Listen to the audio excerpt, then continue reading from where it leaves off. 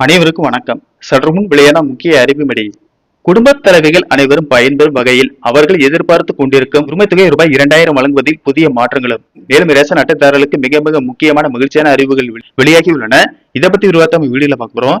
வீடியோவை கடைசி வரைக்கும் ஸ்கிப் பண்ணாம பாருங்க. வீடியோக்குள்ள போறதுக்கு முன்னாடி இந்த வீடியோ லைக் பண்ண பிடிச்சுக்கோங்க.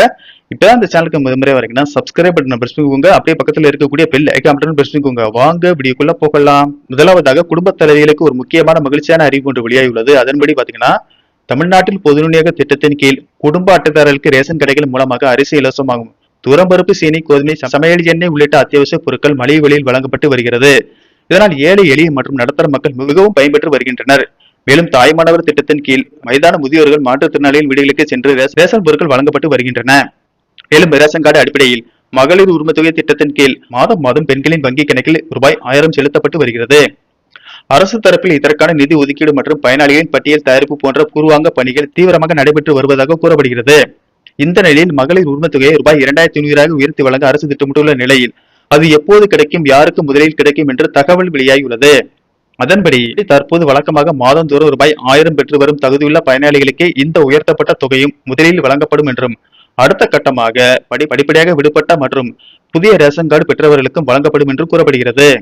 அடுத்த அறிவிப்பாக ரேஷன் கார்டுதாரர்களுக்கு ஒரு மகிழ்ச்சியான செய்தி ஒன்று வெளியாகியுள்ளது. அதன்படி பாத்தீங்கன்னா தமிழக அரசு ரேஷன் கடைகளில் புதிய மாற்றங்களை கொண்டு வர பல்வேறு அதிரடி நடவடிக்கைகளை எடுத்து வருகிறது. அந்த வகையில் தற்போது குடும்ப அட்டைதாரர்களின் சிரமத்தை குறைக்கும் வகையில் ஒரு மகிழ்ச்சியான அறிவிப்பை உணவுப் பொருள் வழங்கல் துறை அமைச்சர் வெங்கட்ரமணன் தெரிவித்துள்ளார். இது குறித்து அவர் கூறுகையில், பொதுவாக வயது முதிர்வு அல்லது கடின உழைப்பு காரணமாக நிறைய பேருக்கு கைரேகை சரியாக பதிவாகாமல் போகலாம்.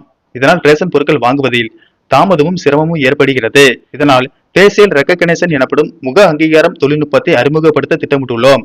இது ரேஷன் கடைகளில் இப்போதுள்ள பயோமெட்ரிக் முறைக்கு மாற்றாக அறிமுகப்படுத்தப்பட உள்ளது.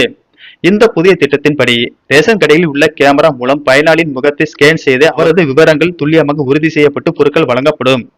ஸ்மார்ட் போன்களில் முகத்தை காட்டி லாக் திறப்பதை போலவே இந்த எளிய தொழில்நுட்பம் போலி கார்டுதாரர்கள் ரேஷன் பொருட்களை பெறுவதை தடுத்து முறைகேடுகளை ஒழிப்பதுடன் கைரேகை தடையின்றி பொதுமக்களுக்கு மிக விரைவாகவும் பாதுகாப்பாகவும் பொருட்களை பெற்று செல்ல வழிவகுக்கும் என தெரிவித்துள்ளார்.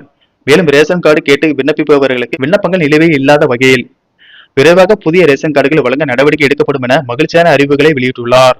இந்த தகவல் உங்களுக்கு பிடிச்சிருந்தா லைக் பண்ணுங்க, ஷேர் பண்ணுங்க, மறக்காம சப்ஸ்கிரைப் பண்ணுங்க. வணக்கம்.